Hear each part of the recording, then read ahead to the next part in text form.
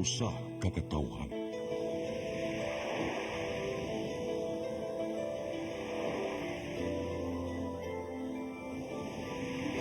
Cebu Catholic Television Network.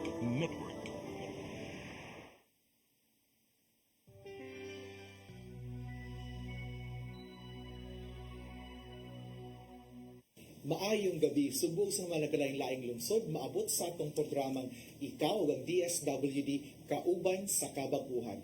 Ako si Kerwin Macopy, ang iyong alagad nga host, o karong episode na ako'y laing makauban nga co-host. Kung kinsa ni siya, atong ila-ilahon. Yes, maayong gabi, Kerwin, o maayong gabi sa tanan natong mga nagtanaw karong gabi. Una, ako si Carlo Cobillo, o mao kini ang Season 9, Episode 3 sa programa nga gidalit kaninyo gikan sa Department of Social Welfare and Development Field Office 7. O karon nga episode atong pagahisgutan ang mga advokasya sa atong gobyerno batok sa trafficking in persons. Nindot kaayo ni siyang diskurso nga atong tukion o kinahanglan no nga magtinabangay kita. Dili lang kay lain-lain mga government agencies, kundi pati na pod mga pribadong individual o sektor sa ato ang katilingban. O later on tonight, atong pagahibaw-an kung unsa ang mga programa sa department nga naghatag og mga serbisyo ngadto sa mga biktima sa trafficking. Yes, karong episode makauban natong atong mga kaubanan sa buhat nga silang Idol May Iwayan, usa sa mga focal person sa RRPTP ug mao ang representante sa IACAT VAUSI o ang Interagency Council Against Trafficking, Violence Against Women and Children dinhi sa Region 7 ug ang mga focal persons sa DSW Region 7 alang sa pagtabang sa mga biktima sa trafficking sama sa Recovery and Reintegration Program for Trafficked Person kun RRPTP. So daghan kayong mga acronyms no. So atong ila-ilahon lang later on. O of course makauban nato karon si Jeremy Sinisa. O ang Shield Against Child Labor, kung diin makauban po nato, si Miss Cherry Ann Versede. So, later on, si Miss Cherry makauban nato. So, atong ilailahon karon. So, maayong gabi, Miss Idol, o maayong gabi, Miss Jeremy. So, maayong gabi ino, Carl and Kerwin, and maayong gabi usab sa atong mga kauban sa buhat, dinhi sa Tibuok Region 7, o sa tanan natong mga televiewers na kanunay na nagasuporta sa atong program. Maayong gabi sa tanan nga nitanaw karon sa atong programa sa telebisyon. Hinaot nga ubanan mi ninyo sa usa ka oras nga diskusyon kabahin sa human trafficking. So, dekang kayong salamat sa pag-uban na mo karong episode. Okay? Sige, so before siguro ta mo adto sa ato ang mga hisgutanan, atong hibaw-on kung isip the co-chairperson sa Department of Justice no kini atong gitawag nga IACAT 7 VAUSI or the Interagency Council Against Trafficking, Violence Against Women and Children. Atong hibaon kung unsa gini ato ang giselebrar karong buwana o unsa pud ka mahinungdanon ngadto sa atong mga tigpaminaw. Okay. So, karong buwana sa July, actually duha gyud ang atong gina-celebrate. Ang una niini ang National Anti-Human Trafficking in Persons Awareness Month, which is na giproclaim ni sa atong former President Rodrigo Duterte nga ang tibuok July ay ang pag-raise of awareness sa ato ang public kabahin ani human trafficking, and the other one is ang global celebration ni siya na atong ginatawag og World Day Against Trafficking. So gina-celebrate ni siya every July 30. So ang IACAT VAUSI, IACAT 7 VAUSI kauban ang atong mga lain-laing mga agencies na ay mga pagabuhaton na activity aning adlawa. Then ang atong national theme para sa World Day Against Trafficking celebration ay mao ang iisang nasyon, iisang aksyon sa bagong Pilipinas tapusin ang human trafficking ngayon. So dili lang ang DSWD ug ubang mga concerned agencies kundi kitang tanan kinahanglan magtambayayong para po masugpo nato ang atong human trafficking. So sa matag buwan sa Hulyo di ay atong gi-celebrate ang National Anti-Trafficking in Persons Month isip pag-celebrar o pag-observe sa World Day Against Trafficking nga pagabuhaton karong July 30. So aside sa National Nutrition Month, naapod na gining World Day Against Trafficking. Okay. So akong gusto na kong mahibaw-an unsa kining trafficking in person or better known as human trafficking. Kaya ako nibaw na traffic diya sa kulon di ay or na traffic diya sa kalsada.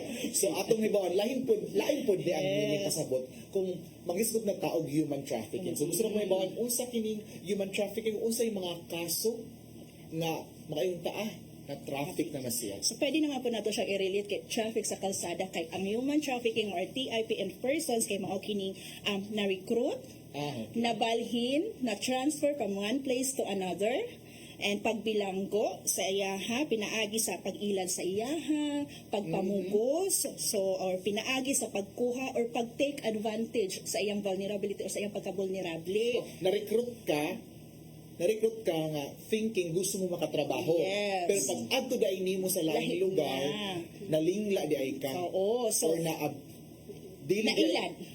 Yes, Oo. nailan. So sa mga nagkalain-lain na purposes. So ang una ani ay ang sexual exploitation or sa ato pa yung sex trafficking. So apil na ani ang online sexual abuse and exploitation of children and naabot ra aning prostitution. So the other reason sa isang purpose sa ani ang labor trafficking. So apil na ani ang illegal recruitment, forced labor, so apil na ani na labor trafficking. And the last one na purpose ani ay ang pagbaligya or pagkuha sa organ sa isang katao or the organ trafficking. Kita ka na di ay Yes, tuloy. nasa-involved na di ay Nasa-involved, klase-klase. So klase-klase di ang mga classification sa human trafficking. So adun na ba tay datos ani nga kung unsa na kadako na major problem ba yun dire sa ato ang region kining sa region 7? So honestly din sa atong region 7, duha ni sila sa mga wala gyud tay organ trafficking, salamat man sa Ginoo no. And ang ato adiri ay dako-dako gyud ta or taas ta sa online sexual abuse and exploitation of children. So last year 2023 kauban sa atong LEA or the Law Enforcement Agency, kauban nato which is the PNP, the NBI, so naka-rescue ta og 53. Last year lang ni ha? 53. Yes, 53 ka cases natin mga victim survivors. Mga Rescued individuals. Ni siya, rescued nato na victim of online sexual abuse.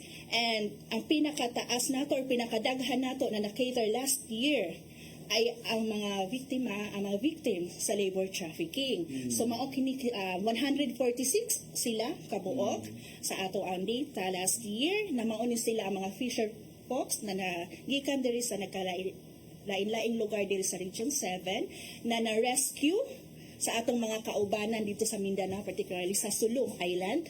Mao so mao ni siya nagdawat ta sa ilaha ilang gihatod diri after nilang ma-rescue. Okay. So ni Sila mismo. mananagat ni Yes. maniadtog Sulu tapos na Victim sila sa forced labor. Forced labor. Labor trafficking, nag-ensure na labor trafficking na na-rescue sa atong mga kaubanan dito sa Barm, sa Bangsamoro, dito gikan sa Sulu Island. Then after, gihatod nila diri sa ato. Pila to kabok mga around 146. So kaning mga 146 fisher folks gikan ni siya sa Barm, kani tanan sila. Gikan ni diri sila sa Cebu, na nangato sa Sulu. Sulu. Ang Barm ang nag-rescue sa ilaha. so nailan dahil sila panadto. Yes. In taon loyal pud kayo no nga they're thinking na nagtrabaho lang unta sila nya pag-adto na ilad sila. Lahi ng ilang trabaho mananagaklisod. Lisod ang ilahang Wala sila kadawat sa ilang compensation. Yes. Wala sila kadawat ato. Wala sila kadawat sa saktong gi-promise na sweldo sa ilaha. Okay. It's very sad. Yeah. Luoy po kayo no nga. There are vulnerable sectors. Dali ra po ni sila mailad nga. So, duha ka type the idea sa Yes, ato Region 7. sexual exploitation Which is and very labor rampant, traffic. no? Yes. Very Mm-mm. So, but all these types of trafficking in exchange for money. Yes. No? So, mo maging na pinaka-prime or motivating factor nga nung musulod sila ng mga butanga. No? So, dako yung kay ni nga problema din sa atong rehiyon. No? Mo yung dako pud ang tahas nga gihatag sa Department of Social Welfare and Development aron mapahunong kini nga mga problema sa katilingban. Apan sama sa imong gikaingon daghan kay mga kaso sa mga human trafficking. Tulo to ka book imong na-mention no? Online sexual abuse and exploitation of children, labor trafficking. Although wala kaayo ta din sa Region 7 kaning organ trafficking, but hopefully basig wala ra na report. Oh, kung na ito ang kuan, asin wala. Daghan po kay tag mga nadungog nga mga balita sama ng mga illegal nga pogo. Okay, naabay tay mga pangdadun pod nga mga individual diha sa mga pogo, na mga scam cities, tapos na ay mga biktima mismo sa ilang mga ginikanan sa mga usaig nga mga kaso. Nya subo nga pamalandungon apan tinuod kini nga realidad nga nahitabo sa atong komunidad. Apan we want to know unsa ka ang mga red flags. So nga angay natong bantayan, angay natong tan-awon aron makalikay ang atong mga kaigsuonan. So since taas-taas ta og saan sa mga labor trafficking no, so naay mga ilan akong gikuan na for nga red flags na angay natong bantayan. Na basig day nasugatan na ninyo wala mo kaimbalo na kuan na day siya sa Trafficking na trafficking. din siya. So ang una ani ay ang pagpugos sa imong amo na magpabilin ka anang trabahoa or sa sitwasyon na gusto na gyud kang mobiya. Kaduha ani ay yung mga dagkong kantidad which is na hitabo sa atong mga victims of labor trafficking, nagi-offer sila na muutang aning kuana o hatagan silang kani nagi-offer na dakong sweldo para lang madani sila na mukuyog or ma-recruit sila ani, which is na kanapong mga online posting which is na kami kay nakuan na verify kung legit ba yun siya. Kaya naari ba yung mga posting ang mauni imong sweldo na murag dili na kaayo katuhuan True ba? good to be- Oo, to be to be true na mga, so para malikayan lang na ma-scam ka ani. So usasan ani kaning wala kay control sa imong passport kung na naka sa laing nasod, wala kay control sa imong passport o ubang nimong mga personal documents, so gikuha sa imuha. Then another ani ka na nagtrabaho ka sa isolated na areas, layo ka, and i-cut off gyud ang imuhang ang interaction sa uban na tawo, ang imuhang communication. Dili ka makawag, dili ka ka-chat. Labi na sa imong pamilya. So magduda na kanganong dili pwede. Oo. So and lastly sa karon pero daghan pag yun kaayo ni siya. So ang kanang paghulga sa imong amo na ikaw ay ipa-deport. Oo, or uban pang mga laing mga pangpahulga na may kadautan sa imuha. So usama na mga red flags na bantayan gyud nato kay basin di ay naamoy kaila na naingon ani na di ay. So I think makabalo pa siguro pa no kung nanay red flag no kung feeling nato murag risk sa ato ang Yes. organismo nga ang imo lang tumong trabaho lang ta tapos naaday panghulga sa imuhang security o imong kinabuhi, so makaingon ta nga murag lahi na ni. Lahi na. Pero suba atong bantayan ang mga red flags no kung naay mga ingon ani, pero of course natay mga balaod nga nagpaluyo sa ato nga mo protektar sa ato ang kaayuhan, di ba? So unsay mga curious ko unsay mga balaod nga na nahimugso na ba? Yes. Na-sign na sa atong presidente nga atong gi-implementar karon nga ma-relate pa sa DSWD nga matabangan ng ato ang mga na-traffic ng mga in-persons. Yes. So ang nag-una gyud ani ang RA 9208 or the 9208 or the Anti-Trafficking in Persons Act of 2003. So 2003. Dugay na di ay. Dugay na. So kani siyang RA 9208 amended to RA 10364 or the expanded Anti-Trafficking in Persons Act of 2012. So na punani siya like the qualified trafficking, the penalties, so napuno na ato. But last 2022 na amend na sad siya to RA 11862 which is the also known as the anti-trafficking, the expanded anti-trafficking in persons act of 2022. So appeal na ani ang online exploitation. Agin sa gabi online ka syempre ni.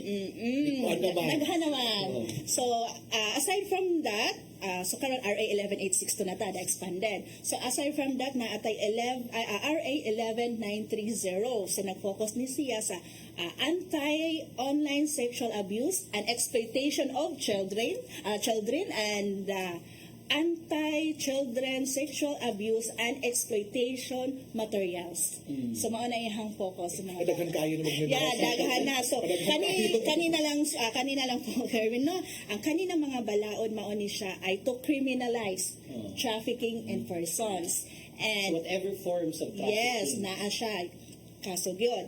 And the other one is mauni siya ang ginatawag ng Biblia sa RRPTP.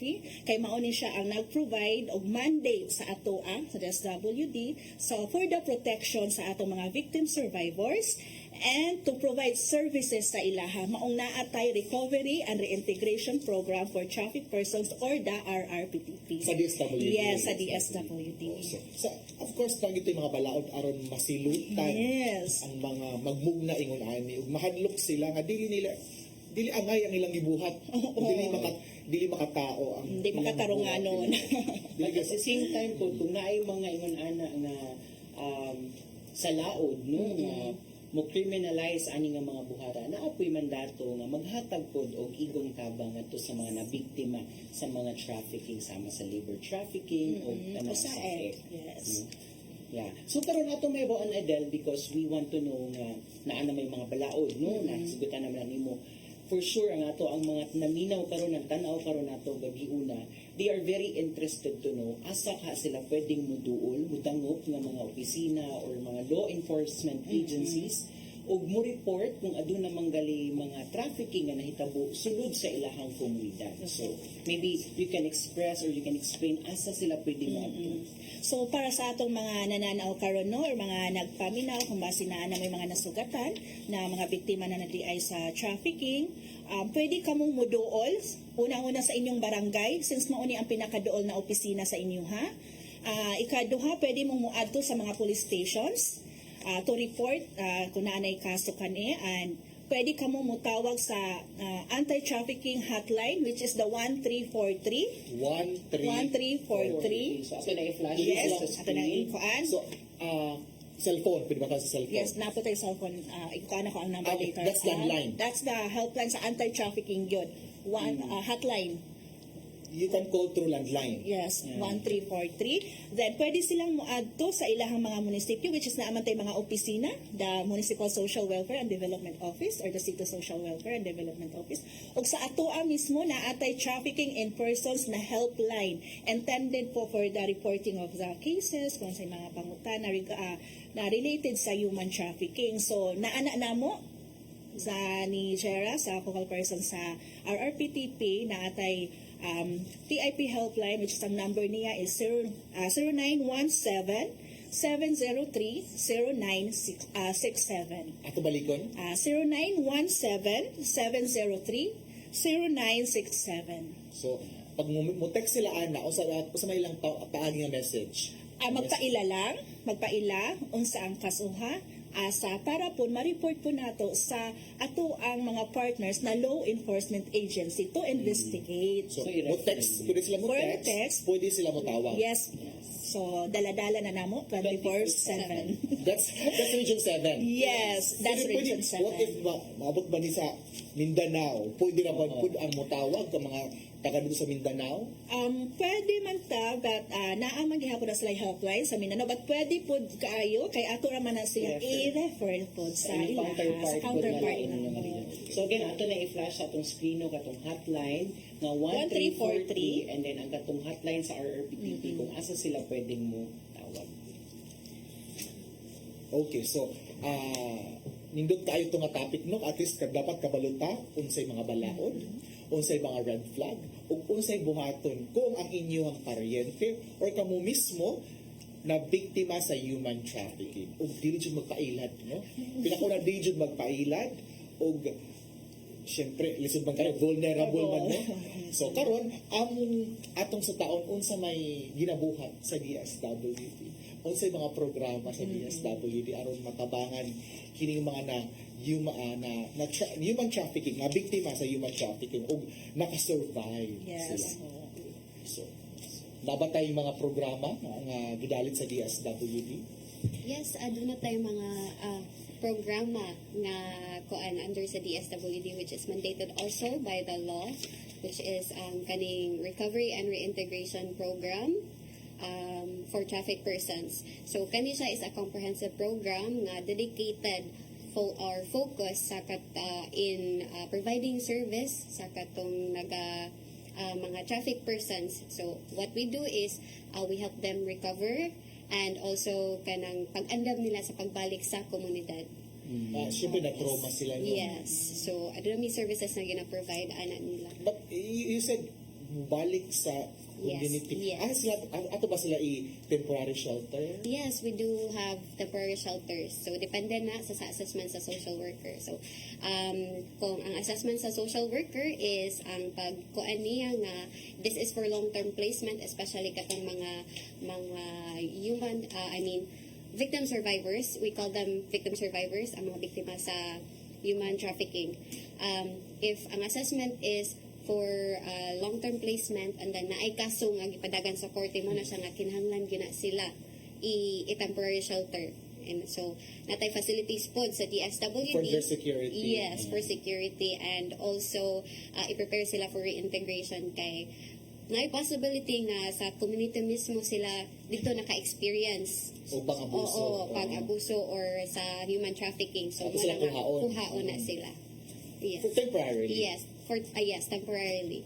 And then, if dili possible nga i-reintegrate siya sa kana nga same community, kuan po na sila sa social worker nga na ay mga families nga related sa ilang nga sa lain po nga lugar. So, depende po na sa assessment cube. Sa social worker. Yes, sa social Of worker. course, the social worker is the one who will assess Yes, kung unsay manage. panghitabo, kung unsay naagian sa katong biktima. Oo, yes. Yes. Sige. So, katuno ang RRPTP dahil usa di ka programa sa DSWD nga nagtumong nga maghatag og tabang ato sa mga biktima sa trafficking ug labi na gyud ang pag-ensure nga mabalik sila sa ilahang community nga wala na abuso or wala na inani nga kaso nga mahitabo sa ilahang komunidad. So, unsa man nga mga klase-klase nga mga programa o serbisyo nga inyong gidalit sa atong mga biktima? Yes, aduna tay ubay-ubay nga serbisyo nga ginahatag sa atong mga victim survivors. So una ana is ang employment livelihood assistance. So ang livelihood assistance in partnership ni siya sa lain nga programa sa DSWD nga gitawag nga Sustainable Livelihood Program. And ang ikaduha is ang employment assistance. So ginatabangan nato ang isa ka victim survivor nga mo mangita siya og laing trabaho. So kana sa iyang mga employment requirements, mo provide ta ana og financial assistance, and then also skills training, ana technical assistance pod, and also the if ang usa ka victim survivor o iyang or member ba ron sa iyang pamilya is nag-eskwela, so mohatag pod na og taog educational assistance. Next is the medical assistance, and then legal assistance. So kaning legal assistance kay as I mentioned earlier nga naagi mga kaso nga nakasaka na sa korte, and then ang atuang mga victim survivor is dili nila kaya mo adto sa mo attend sa court hearing, so mo provide po taana o kanang family mga logistics para sa ilaha. And also ang katong mga na-rescue nato ng mga clients, especially Itong legal assistance, Yes. dapat ay abogado ana nga i-provide? naata sa DSWD naaduna tay abogado na pwede na to makonsulta regarding og mga kaso sa traffic persons. And yes, sa DOJ pod kay we coordinate with IACAT 7 pod regarding ani nga mga kasuha. So, nasa Yes. sila yung mga lawyers, at Yes. yung mga pool of lawyers. Yes. We have. But dili siya sa DSWD, Yeah. but sa Department of Justice. Yes. O because I understand na magdagan ang kaso ani niya naagi ng mga lawyers who will provide their services no. So dili ato sa lain ng mga agency. Ang muuban sa maong traffic na person. Okay. Yes. Inana pod nga mo coordinate me with other partners when it comes to kanang mga sa legal assistance. So asa man sila pwedeng muduol ani if ever they want to avail of these programs and services niya o galing magkinahanglan sila ani nga mga tabang. So if ever kay dili raman jud ang DSWD ang nag-implementar o nag-fight against human trafficking, so adto na tay mga laing ahensya sa gobyerno o other pod non-government agencies nga motabang sa atoa, and pwede sila modango like sa atoa katong gi-provide nga helpline ni Miss Idel, and also naapod tay kanang phone number nga pwede po nato ihatag nga pwede nila matawagan, and mo ask sila kung unsa ilang buhaton para avail sila sa assistance ug unsa ang mga requirements kay sa mga assistance nga among ihatag is lain-lain man pud og requirements, so mas tindot jud nga among ma-discuss pud sa ilaha if para asa ni siya ug nganong kana nga assistance ang pwede nila ma-avail. So ang phone number di ay is 032-233-0261. Daghan mo ng phone number. Ako balikon kasi itong phone number. Sige, atong balikon, that is 032-233-0261. How about katong mga victim of trafficking na wala na niagi sa DSWD, wala na-rescue sa atoa? Pwede ba sila maka-avail kini mga programa gi-implement sa DSWD? So meaning nagpakahilom lang sila kunya wala sila na rescue, so una moingon sila nga biktima din sila sa trafficking. Doon na po tayo mga undocumented cases or mga unreported cases and nga naka-provide po ta og assistance. So, mostly ani is mga referred from LGUs po also or ni-contact sila directly sa atong helpline. Yes. manawag nato. Yes, so pwede sila maka-avail sa atong assistance gihapon. So kana siya is But still, i-validate po gyapon na siya. assessment din yun. Sa assessment sa social worker. So i-validate na siya kung tinuod ba nga biktima na siya sa human trafficking. Aduna ba kitay datos kung pila ang atong hatagan sa mga programa o serbisyo ninyo sa nilabay nga tuig unya, especially karong tuiga? Yes, sa tuig na 2023, aduna tay 212 victim survivors nga na-providean og nagkalain-lain nga service gikan sa RRPTP nga program. And then sa karon nga tuig as of June 2024 aduna tay nahatagan nga og 186 victim survivors. Na So, bay gid. yes, So, in addition lang, both ni siya sa avail sa atong financial assistance o sa atong rescued Yes. clients. okay. Both ni siya. Okay. So, pero ang labor trafficking day ang pinaka, I think, para nakuda-ko nga murag problema nga atong gisagubang karon no. O in fact daghan kaayo ni sa social media kay labi na karon nga technology taas na kaayo no. Kada bang instant na kaayo nga dali ta madani abi nato tinuod daily di ay. Yeah. But for the sake na makakwarta lang ka no, mo musam gyud ka pero usa na to paglikay ani kining mga scam aron di ta mabiktima no. yes. So kuan Sir Kerwin, di naman gid nato malikayan no ug dili man gyud nato mapugnan kay kita lagi gusto nga magaan ang matrabaho, magaan atong kinabuhi, uban gani is gusto jud mag-abroad ana. So mo na siya is ang ato lang gyud ana no is to read with understanding kung unsa atong gibasa diha sa mga social media post, especially sa Facebook kay too good to be true ra gyud ning uban yan dagko kay offer ana nya patahatagon lang ka og amount space na daw ang process which is dili na siya inana gyud ang sakto nga process ana. And then do research, then aduna pud tay ahensya sa gobyerno actually nga pwede mapangutanan if that kanang post is legit. So ang ginatawag dato ni og DMW, Department of Migrant Workers. So diri is pwede na to ma-visit ilahang website. So dito pwede na to ma-verify if kana nga agency is license. So mo na ilahang term, dapat license ang usa ka agency, a recruitment agency. And then if i-search pud nimo nga certain position nga gusto nimong applyan, is makita sa nimo dito kani nga naso nag-hiring og let's say social worker. Nag-hiring sila social worker dito sa Canada. Factory worker. Yes, Or oo. ang company diha. Yes, ang company mismo or ang recruitment agency nga name and their contact number. So makita na sa ilahang website sa DMW. And also they are also welcome to visit their office sa DMW. And napod sila contact number nga gi-provide for Cebu. Ang DMW Cebu helpline is 0919-067-4031. Sa katong ganahan mag-verify Yes. og mga recruitment agency kung ganahan ka mo abroad. Yes. So ato lang na i-flash sa atong screen no para Kadaghan to mga number. Sige lang, sige. Patayin lang nato kay interagency man gud. Yes. So adun na gid tay mga daghan nga nakatunan nga mga impormasyon kabahin aning kaso sa mga trafficking, klase-klase nga mga trafficking cases unya.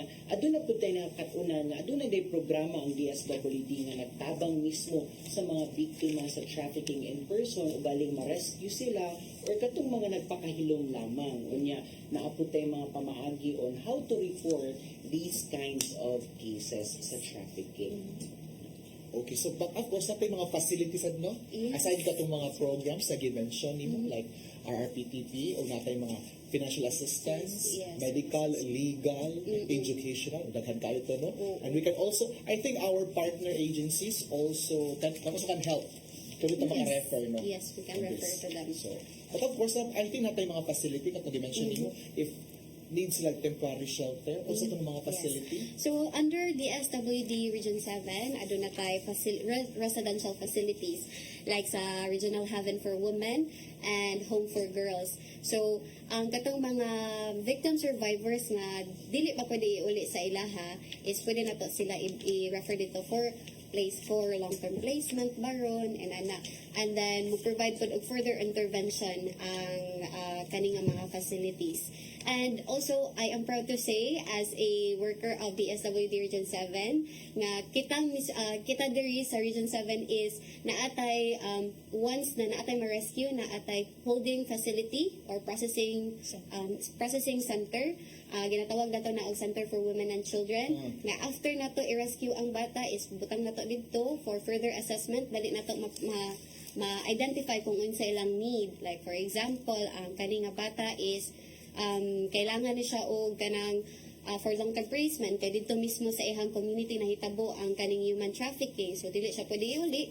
Yep. So ato nang usap pa nato i-refer dito sa mga residential facility nato. So natay processing, processing Yes, center yes, yes. So, but posible, dili po tanan, makaadto sa center nato, malahos. Pwede po sila ibalik.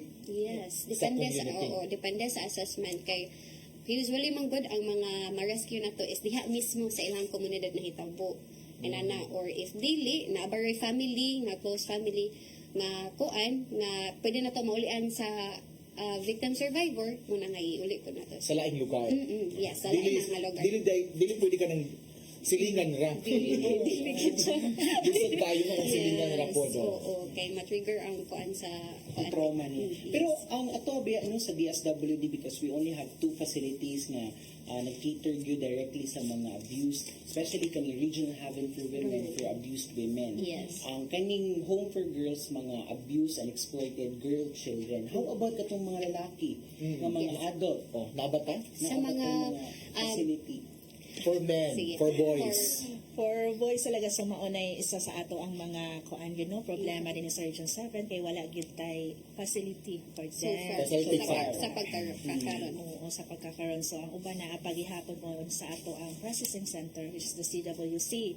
Kung the adult naman, kay naamang good tay kuan for the adult na naa sila'y sa tawag ani niya,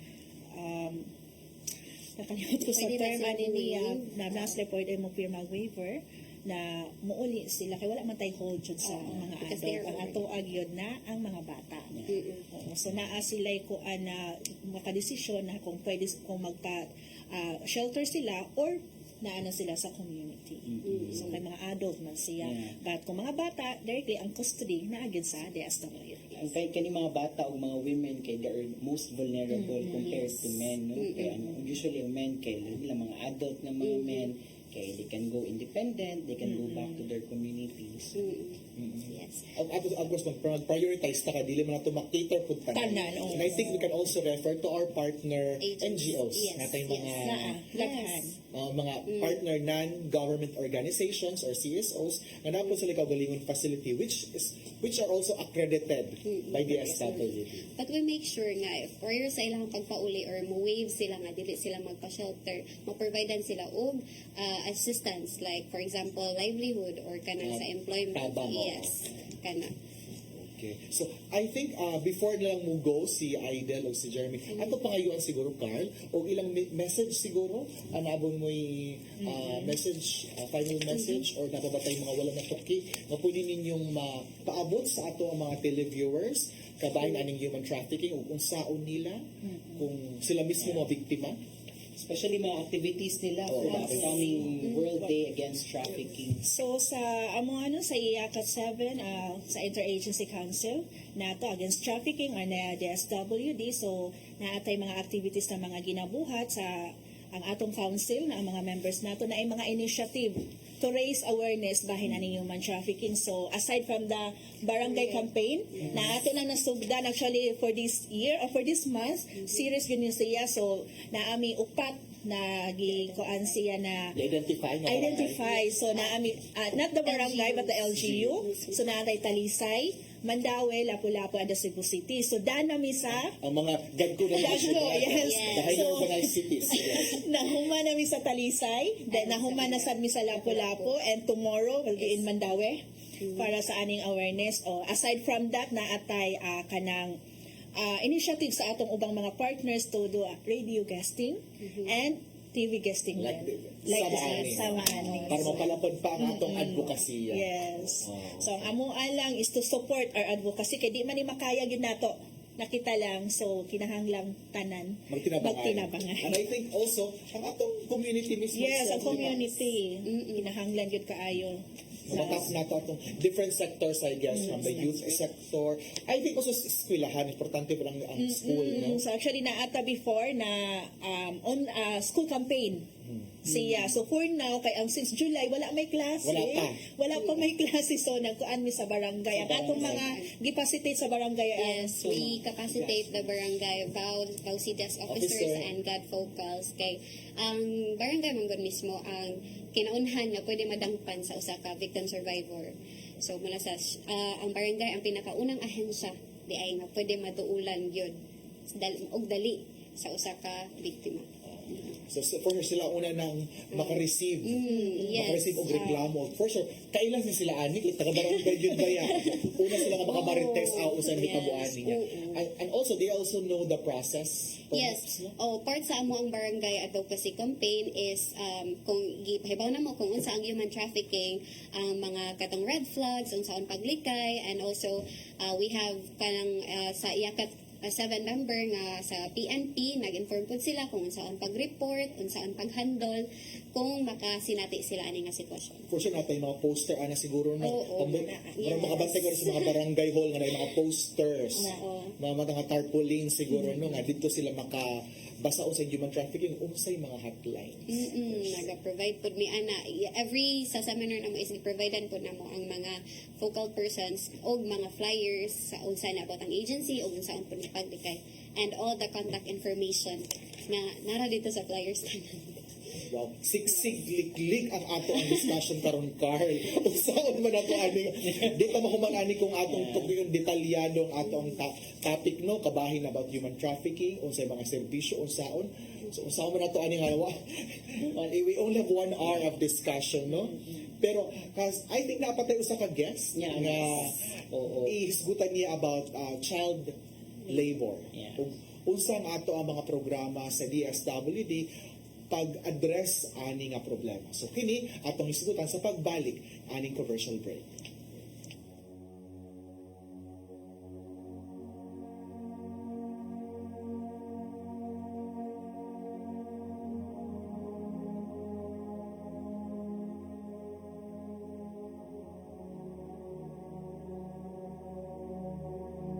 Sa paglubha ng kahirapan sa Pilipinas, nakalulungkot na ang mga mahihirap pa ang nabibiktima ng human trafficking.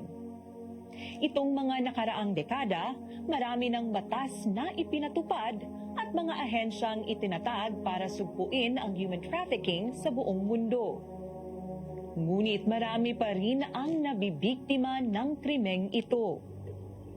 Sa katunayan, noong 2018, tinatayang may mahigit kumulang 784,000 o 7.80 sa bawat 1,000 katao ang nabiktima ng human trafficking sa ating bansa.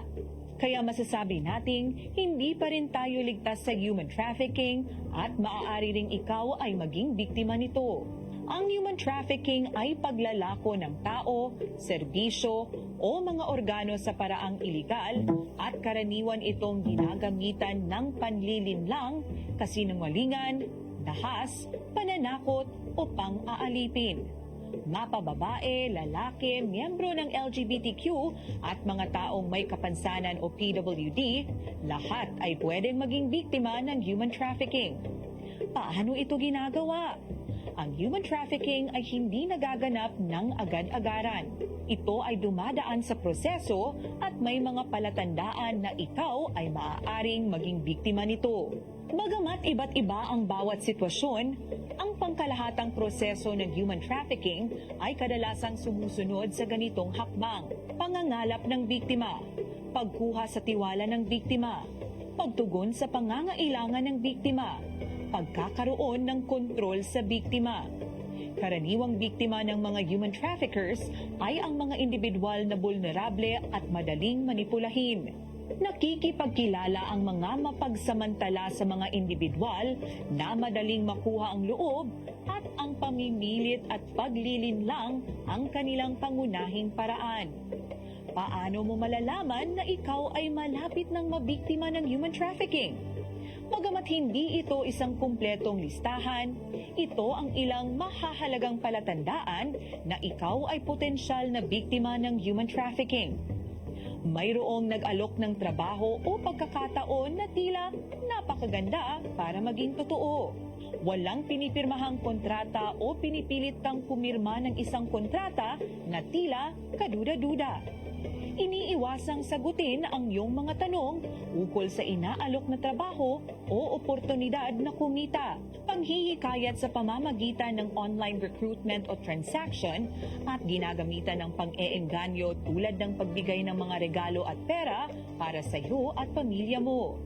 Panghihikayat na gumawa ka ng mga iligal na gawain kapalit ang pera o pabuya.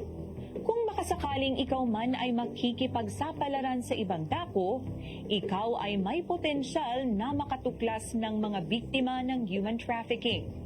Bagamat ang mga nabibiktima ng iligal na gawaing ito ay maaaring tinatago ng mga nambibiktima, maaari ring nasa harap lang natin sila at hindi lang natin ito namamalayan. Ngunit, lingid sa kaalaman ng lahat, ang human trafficking ay hindi lamang nalilimita sa sapilitang trabaho. Sa katunayan, may iba't ibang klase ng human trafficking depende sa layunin ng mananamantala katulad ng sex trafficking, trafficking para sa sapilitang gawaing kriminal, debt bondage o ang pagkaalipin sa utang, organ selling, pangangalap ng mga bata para sa kriminal o armadong layunin. Lahat tayo ay may mga pangangailangan at mga pangarap sa buhay. Huwag nating isanla ang mga ito sa mga mapanlinlang at mapagsamantalang mga human traffickers. Tayo'y laging mag-ingat at maging mapanuri. Huwag maging biktima ng human trafficking. Huwag matakot lumapit sa mga anti-trafficking in-person help desk sa mga bus terminals, seaports at airports o lumapit sa mga staff ng port o terminal at magbigay alam. Lagi nating tandaan na ang mga kapulisan ay hindi kalaban. Ipagbigay alam sa kanila kung sa iyong pakiramdam ay biktima ka ng human trafficking.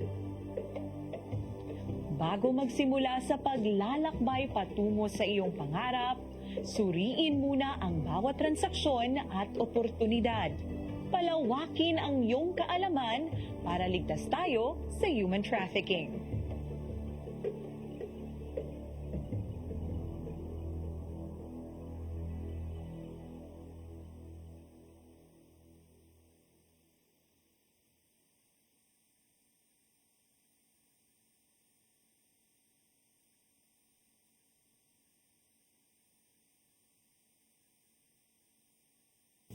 Balik kita sa atong programang Ikaw ang DSWD kauban sa kababuhan.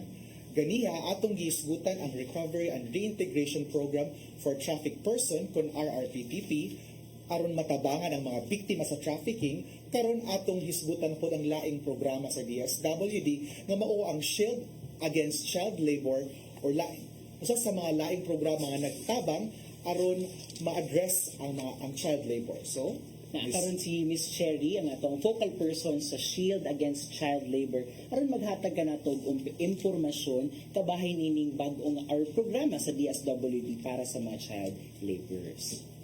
Yes, so may gabi kanimo Sir Kerwin and Carl. yes, good evening. Good evening. Salamat kaayo sa paghatag og higayon para kanamo nga mahatagan og oportunidad nga makahatag og impormasyon kabahin sa mga advokasya sa atong gobyerno no alang sa trafficking ilabi na gayud sa katong mga biktima sa child labor.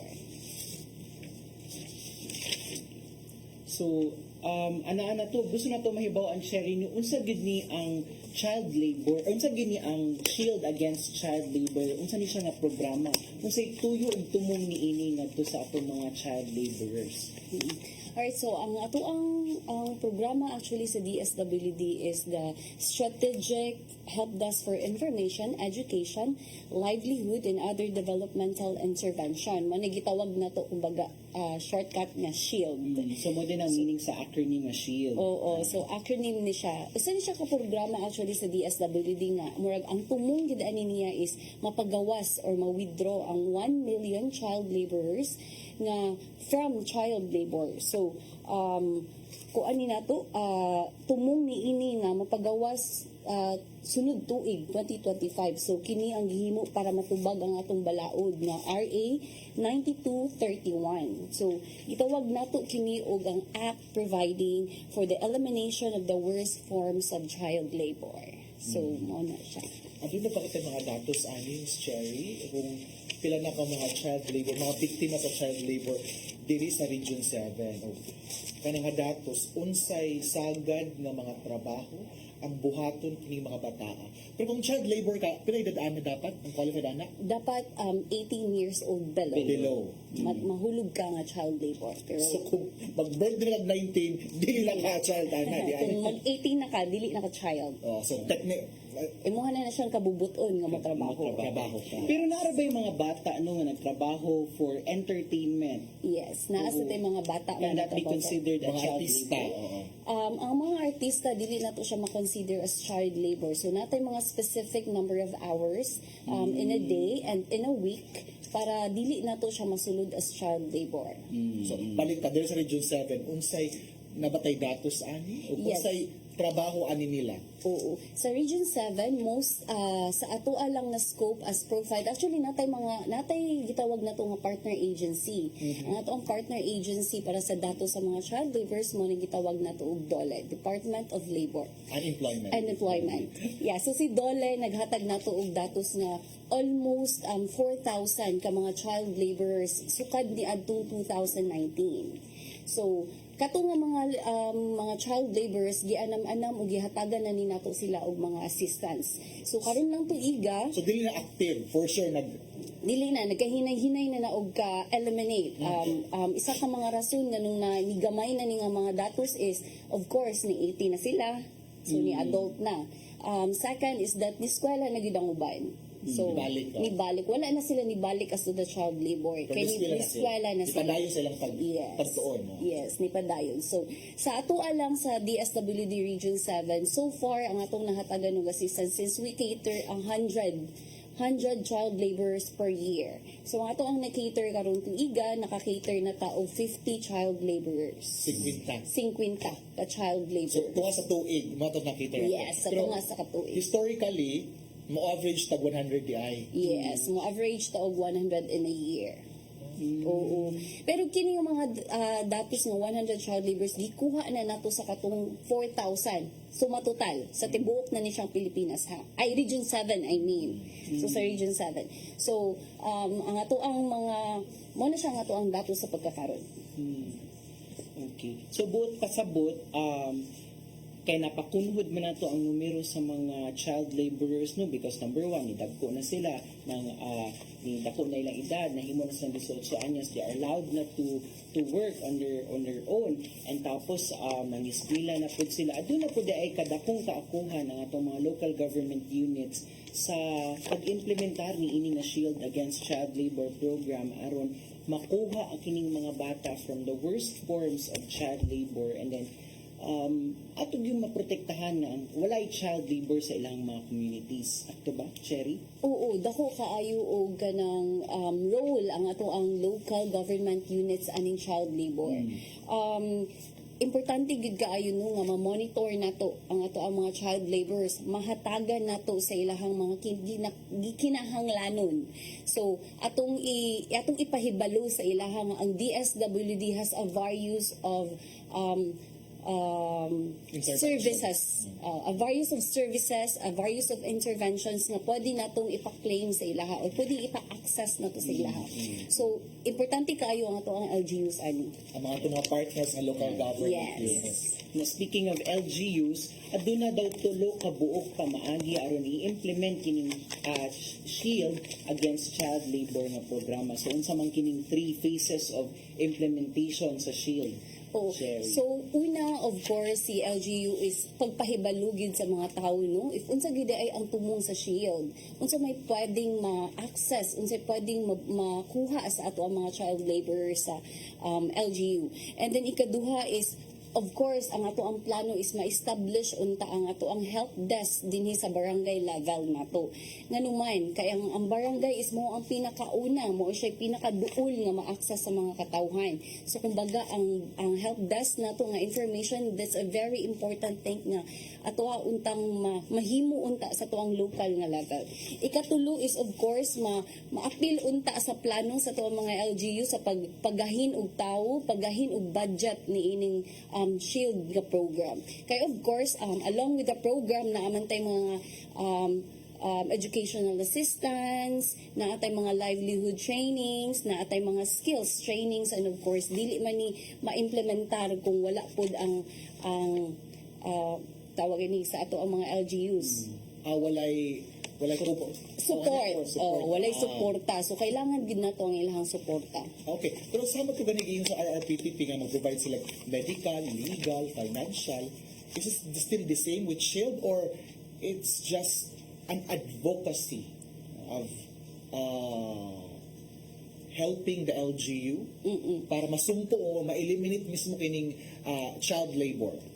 Sa Shield na atay gitawag na to educational assistance. Okay. Oo, nagitay budget for that. That's for the educational assistance. Mo tong gitawag ganihan ako nga natay 100 child laborers nga ato ang gi-identify, which is assessed and profiled para mahatagan sa tong educational assistance. Curious ko, pila ito gihatag na to? Or depende? Abag ra gini siya actually. Oo. So that's 500 pesos per month.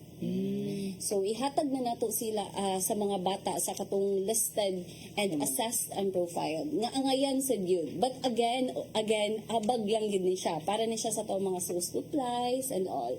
And para sa family, pliti, Per month na allowance. siya, and then for how long? Per month na siya, but ginahatag na to siya ikaduha in usa ka tuig. Twice a year. Twice a year. So gitunga na to. So 500 times 12, magkano? Times 6. 500, kumbaga 500 times kay 10 months lang man ang school years. pag-eskwela. Okay. So Times 500 5 times 5. Mabuno tahan ni kong times 6. Yeah, so ina siya. So nya, ang sa atong pamilya po sa mga child laborers, na po tayo mga trainings nga ginabuhat, pagpahibalo kung unsa ang balaod, pagpahibalo if unsa ilang mga responsibilidad. Isip ginikanan ani mga child laborers. And of course, kaning atong mga trainings, we do communicate, collaborate, and coordinate with our partner agencies kaparehas ani mga TESDA. So mga skills training, so makatuon sila unsaon pag luto, baking, dressmaking, which is pwede nilang mapangwartahan. Para dili na sila mo engage or dili sila mapugos ba nga tagahuon na lang ako akong anak.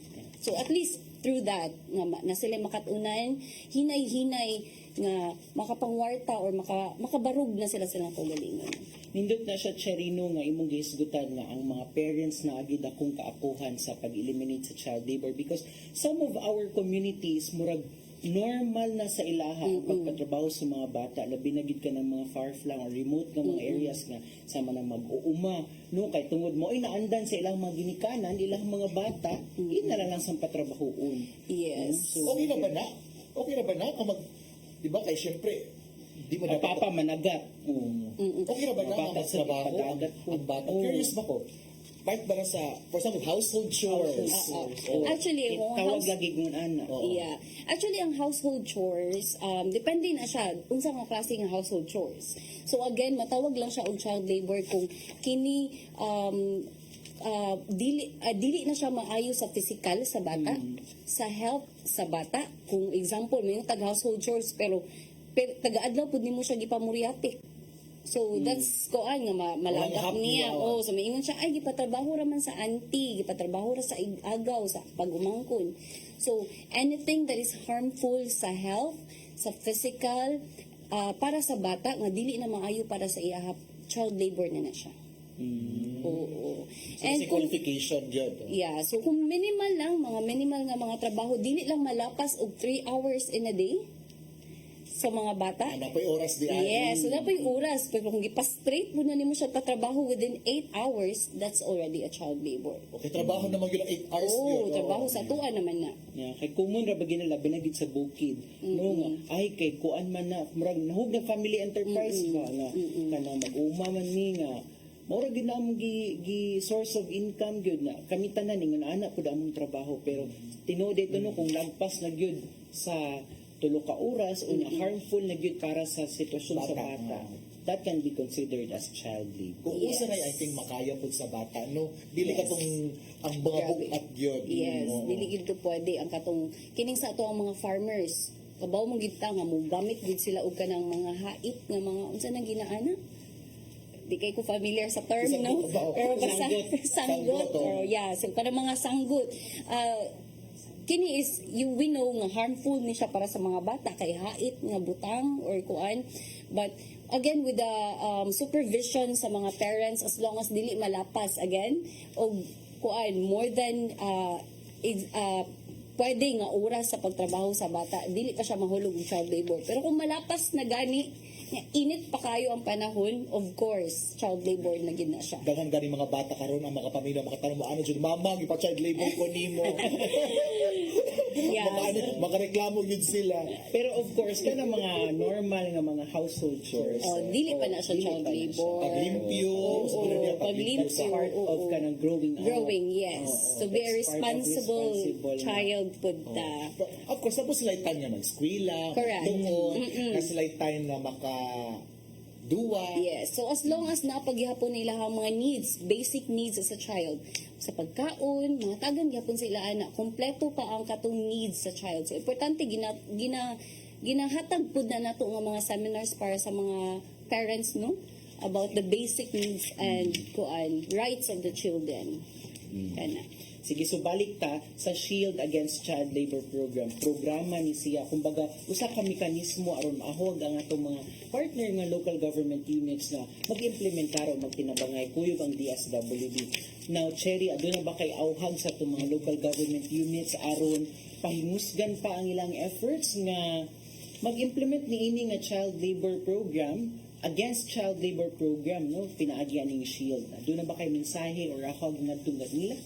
Yes, so akong giawhag no ang ato ang mga partner LGUs nga kung aduna kitay mga kalihukan, kung adunay mga request, mga communication, coordination, naaptay mga ipang-recommend nga mga child laborers, willing ra gyud mi nga mutubag sa inyong mga pangutana. So for the clarifications, willing ra gyud open ra gyud ang atong opisina. So anytime pwede ra gyud kaayo mo nga mo email sa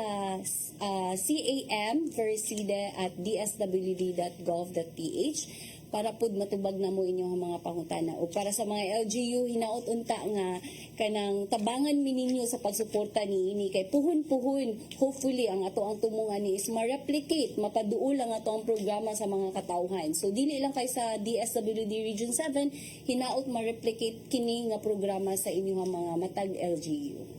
I think napunta yung maabot na kalihukan, Miss Sherry. Wala naman kanina si Miss Idol o si Miss Jeremy. Ikaw na lang siguro mag-awhag kung sa'y umaabot na kalihukan.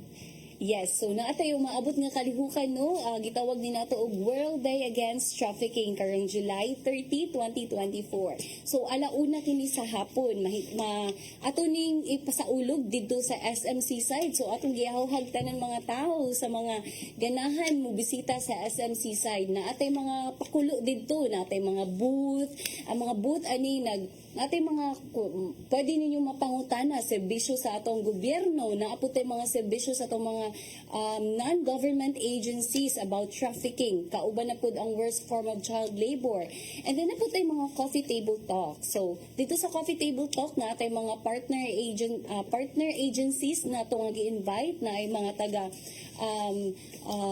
DOJ, natay mga taga BMW, IJM, and CSWDO. So ubay-ubay pud ni aning coffee table talk nato. Mga partners natin ni sa Yes, mga partner agencies ni sa DSWD. So angay gid ng atangan no karong umaabot nga July 30 ang atong celebration sa World Day Against Trafficking nga ipahigayon ngadto sa SMC Side City Cebu kun diin magkatapok ta ug ganun na tay pagabuhaton nga activity ug angay na inyong atangan. Salamat kaayo sa paghatag kanamo og mga impormasyon, Cherry, no? Kauban nimo ito yung mga trafficking advocates nga atong nahinabi kaganina nga silang idol o si Jeremy pagpasabot kung unsa man gining trafficking in persons ug labaw sa tanan unsa man ang mga programa o serbisyo nga gidalit sa Department of Social Welfare and Development sa pagtabang sa mga biktima sa trafficking. So again, of course, again, thank you sa pag-uban namo karong episode.